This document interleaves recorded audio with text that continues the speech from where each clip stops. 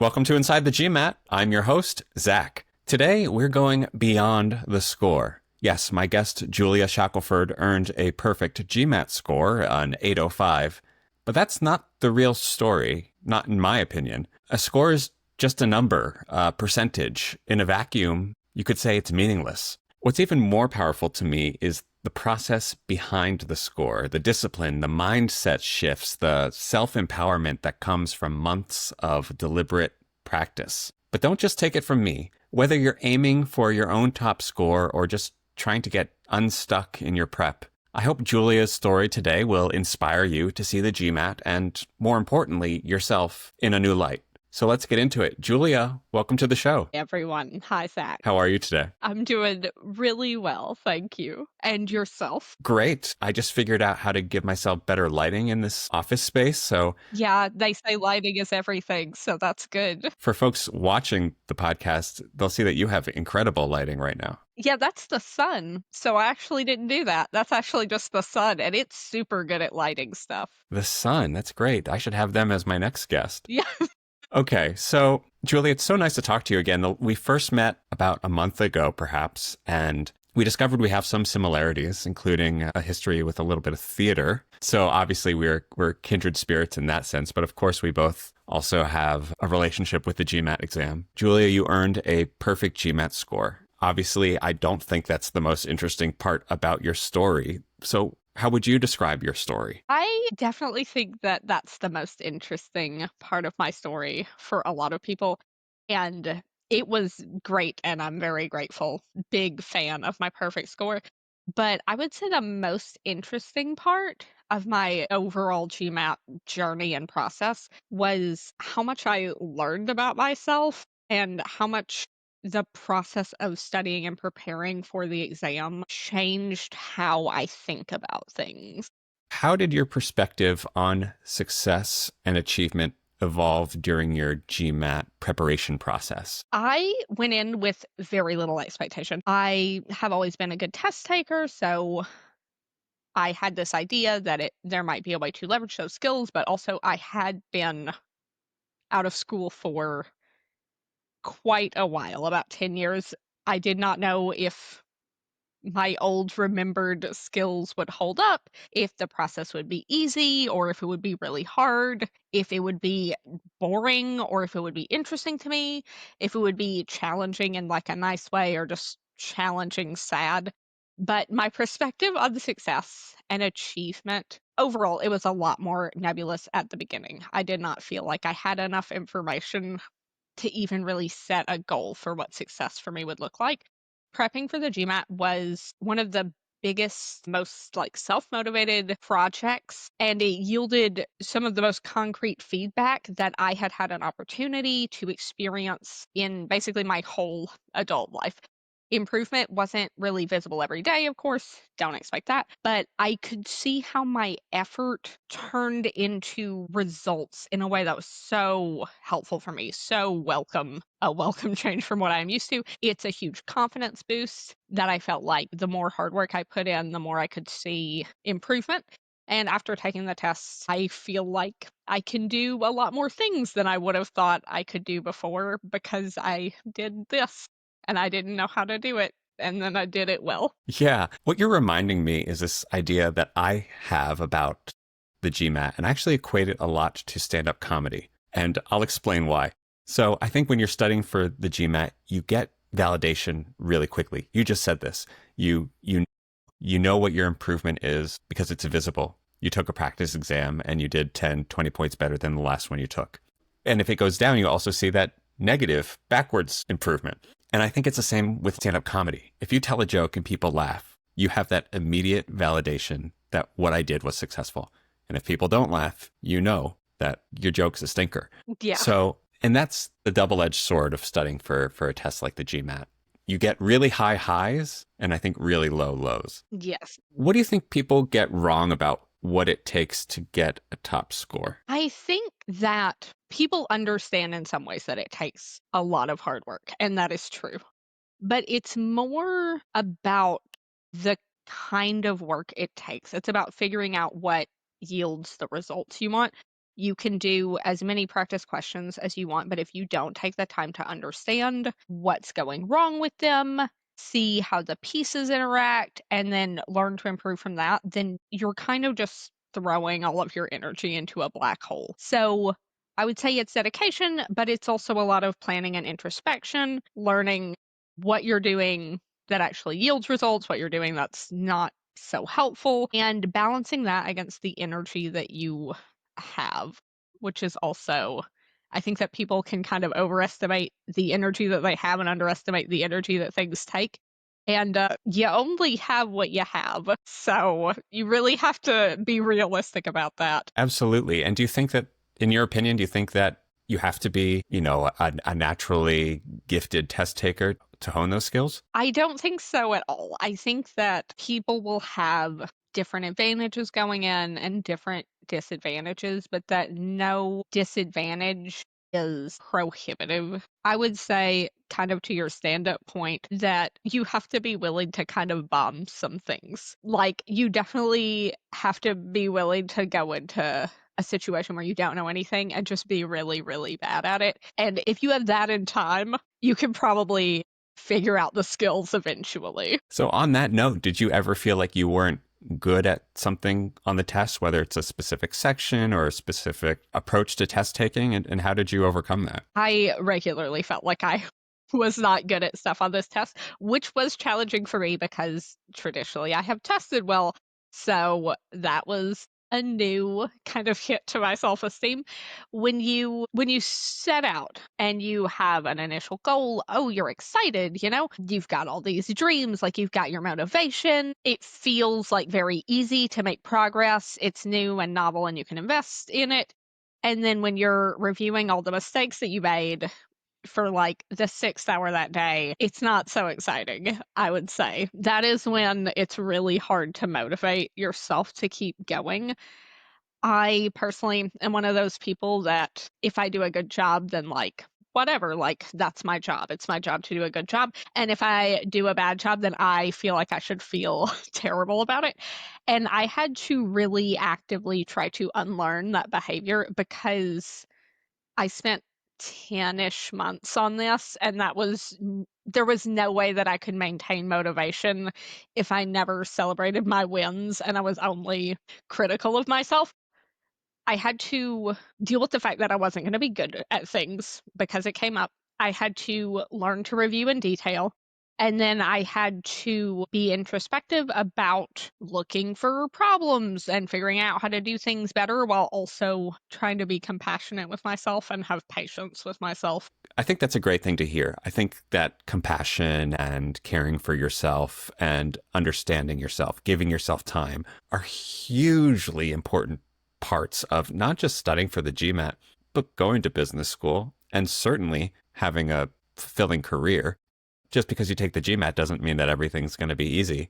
In fact, most things will be harder. Yeah, step one in a long list of stuff. Can you recall any moment in your studying where you felt like that hard work of just putting your nose to the grindstone mattered way more than any natural ability or things you might have remembered from many years back in school? I feel like that's one of the core things that makes the GMAT a good test for business school, and that also makes it kind of hard. I tend to learn things pretty quickly. I tend to be able to apply what I learn in a way that people test for things pretty easily. But this test is unusual. The logic and the reasoning required to do well is not the same as so many tests are. So because that was foreign to me, and I assume it's somewhat foreign to most people, I would be reading through things and they would seem really simple. The same math from high school, like the same sort of vocab from high school.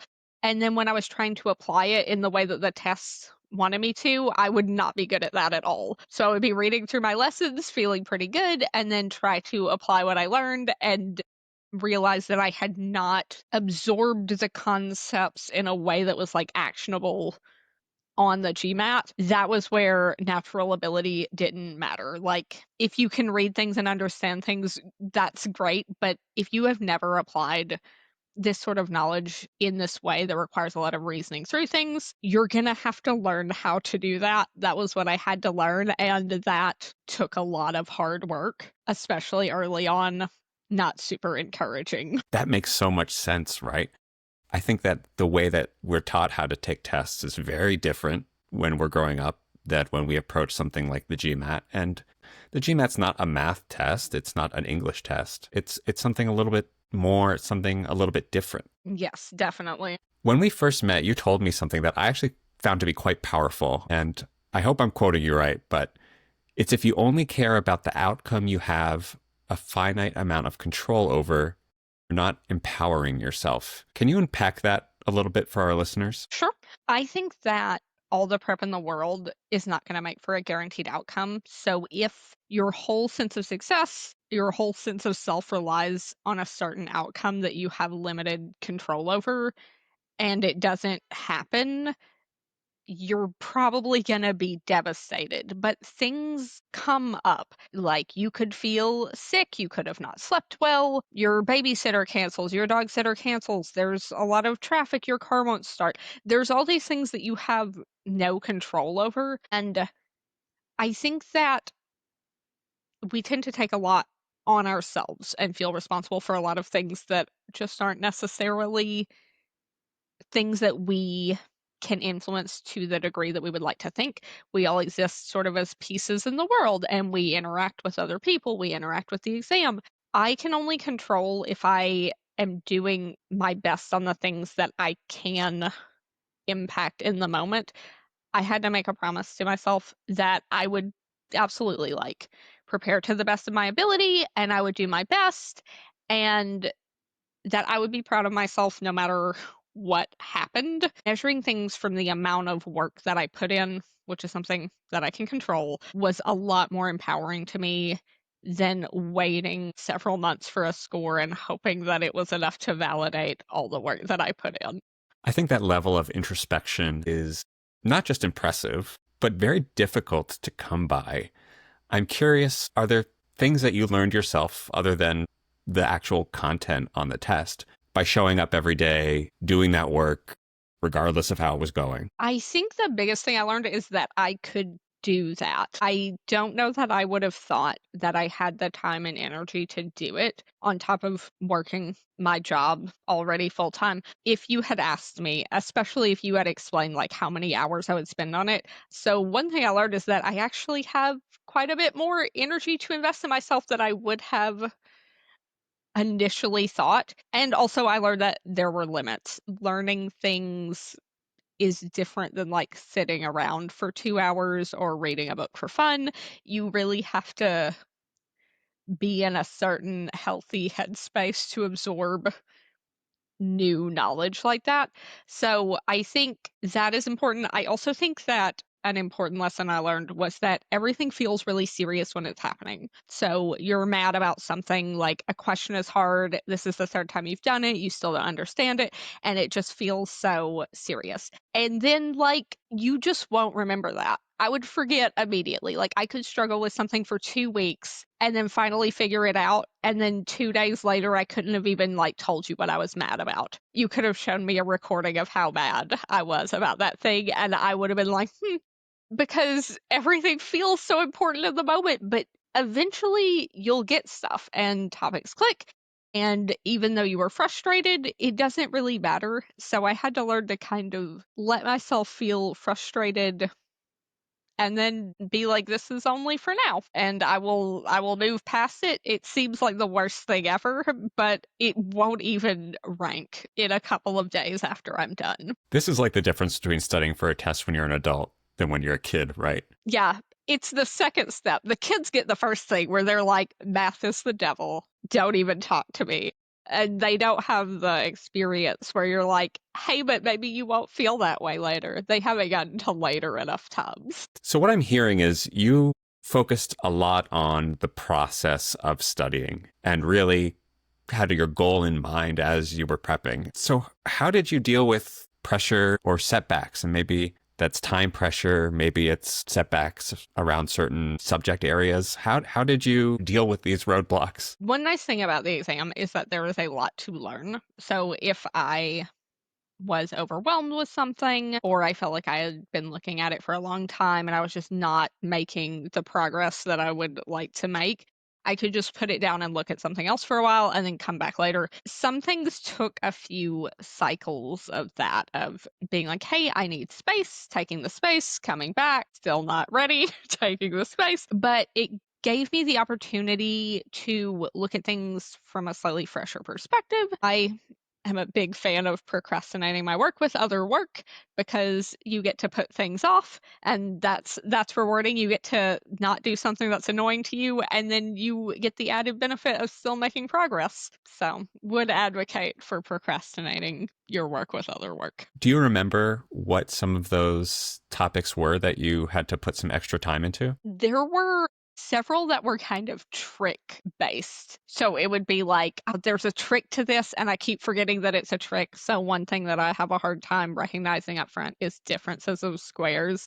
And I can't tell you how many times I looked at an equation that was a difference of squares, and if you notice that, you could solve it in definitely 2 minutes. But if you don't notice that, it's just the most tedious math. And I would look at them and be like, why is this so long?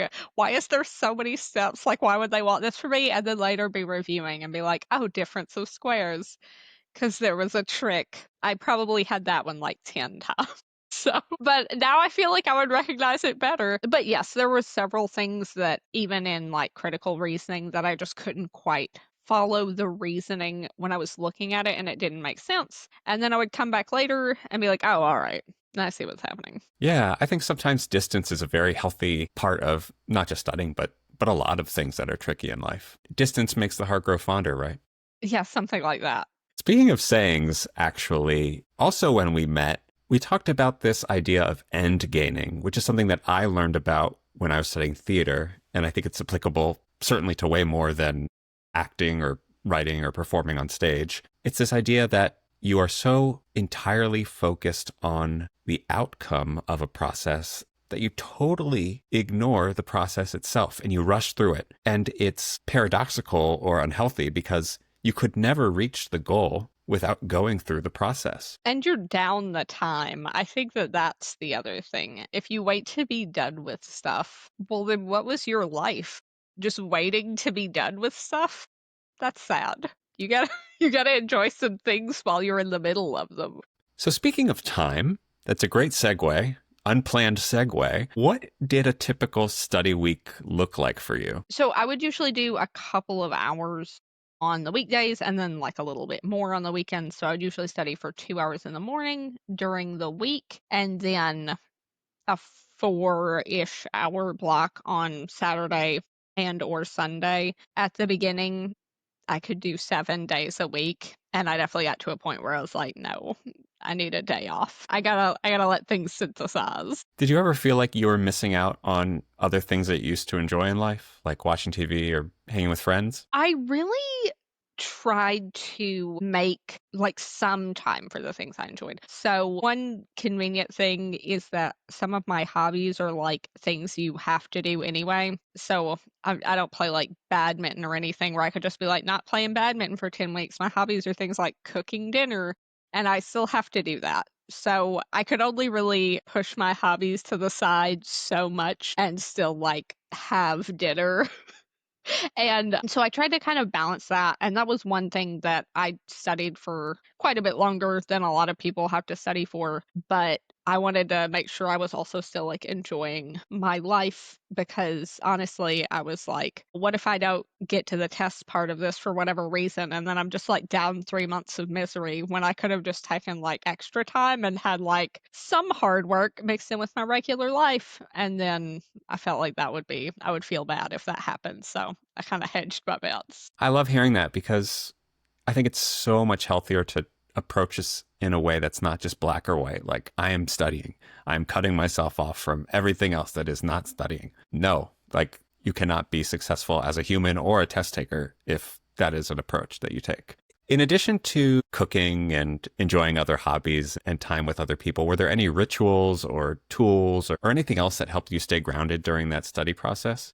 One thing it turned out very important is that I had to really prioritize my health so that I could learn well. So lots of sleep, plenty of water, plenty of exercise, going out in the sun. If I know that I have to read through material tomorrow, then I'm not going to stay up till 2 in the morning because then I can't do the things I have to do tomorrow. Or if I do, I will be mad the whole time and it won't be as useful. So I had to really prioritize being a functional, healthy person. And then another thing was getting over the trap of waiting for motivation to come. So if I didn't feel like I was very motivated to study that day, I got to a point where I would just start reading things and writing down whatever I could. So, if I was working on math, I would write down the equations.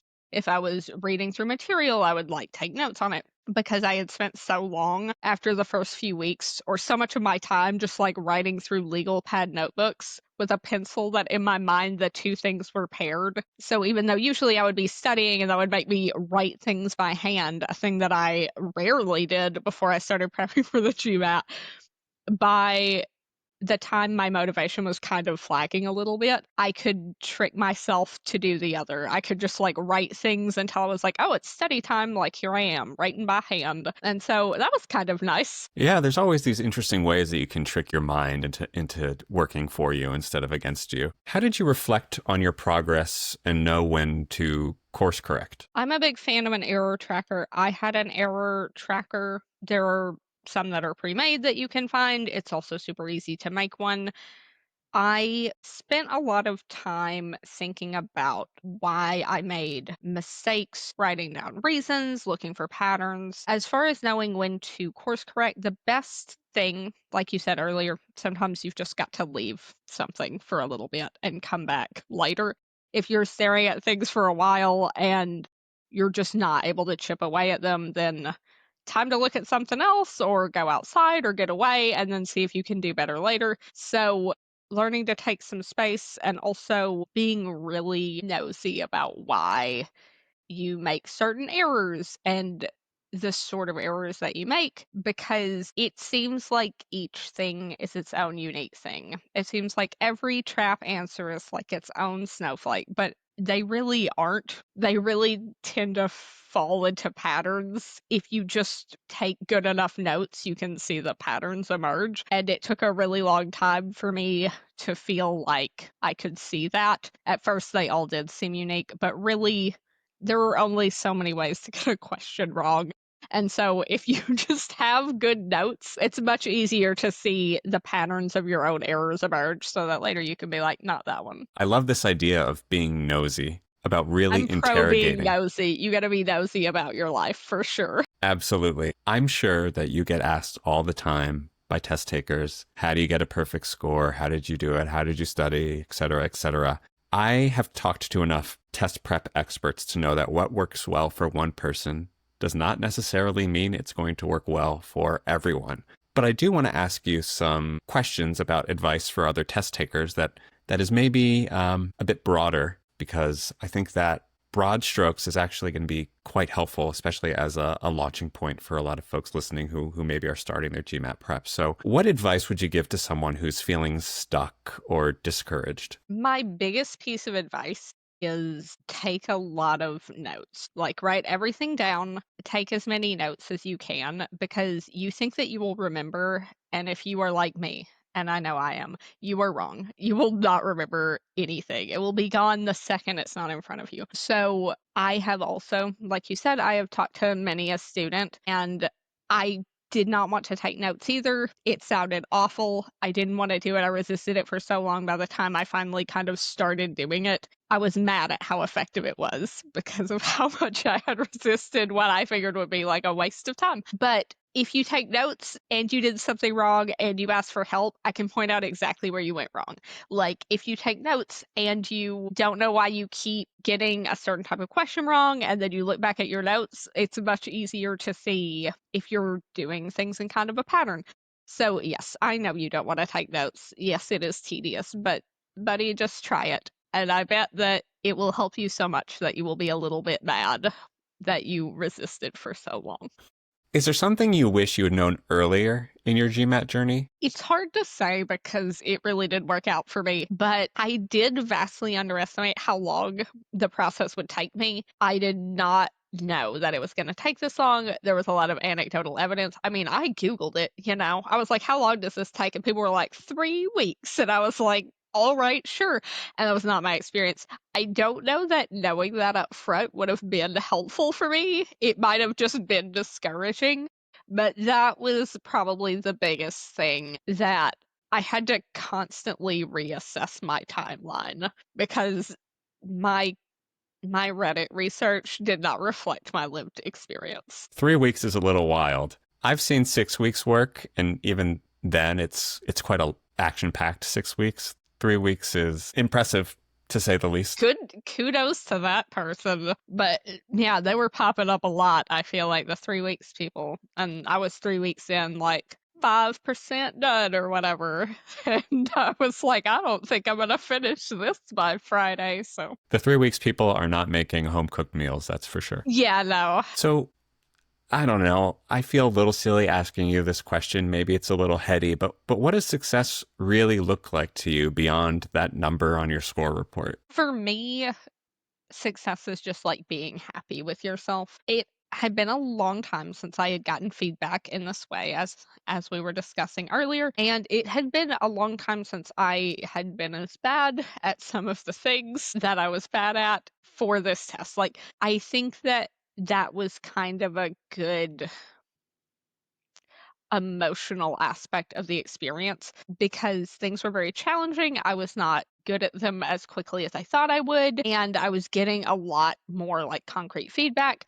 I just had to learn to be happy with my performance, and I think that that's really what success looks like to me, because some people will score in the 97th or 98th percentile and be mad that it wasn't a 100th percentile score, and some people will score in the 97th percentile and they were aiming for 90 and they're just elated, and it's the same score. It's just that one person is proud of themselves and happy with the work that they put in, and the other person is critical of themselves. I could not have done better than I did, so I didn't have to self-doubt so much, but just really being happy going into the test room and being like, I really think I did everything I can, so this is it. This is my shot. Yeah, I generally feel that approaching things with optimism and curiosity and the potential to be pleasantly surprised is generally a good frame of mind. Yeah, I concur. So how has this experience, not just the score, shaped how you approach challenges now? What's the next big challenge, and how will you approach it? Definitely have more confidence that I can do something I know nothing about. I feel like learning about the GMAT is the peak thing of someone at your job giving you a task you've never done and then being like, can you figure out how to do this? And you're like, well, I can Google it. Like, I can find YouTube videos to watch. You don't have to show me how. I can teach myself and we can see how it goes. That was very much self-driven teaching. Really built my confidence that I can learn how to do other things that I don't currently know how to do. So that was great. So what's next for you, Julia? I am starting school. I'm going to school in Denmark. My original plan when I took the test was that I would love to study abroad, and I get to, so I'm pretty pleased with that. I really like traveling and I like to see other cultures, so getting to live somewhere else for a while seems like a great opportunity to immerse for a while. Okay, Julia, one last question for you. If someone takes away just one thing from this conversation, what do you hope that one thing is? I hope that they don't give up, because you're talented, like whoever you are. You're talented and you can do great things. It's worth it to keep an open mind about what success for you looks like, because things can take different forms than you expect. I hope that people celebrate the progress that they make and know that there is a place for you to really hit your stride and thrive, even if you haven't found it yet. And also, if you're stressed about something, just remember that once you're done with that, you won't even remember it. Could say it better myself. Julia, thank you so much for joining me. Thank you, Zach. It's been lovely. That's it for this episode of Inside the GMAT. A huge thank you to Julia for reminding us that a test score is just one measure of success, and that it's the mindset, the habits, and the self-belief you build along the way that can take you even further. If you enjoyed today's episode, follow Inside the GMAT on your favorite podcast platform and share it with someone who might need a boost in their prep journey. Until next time.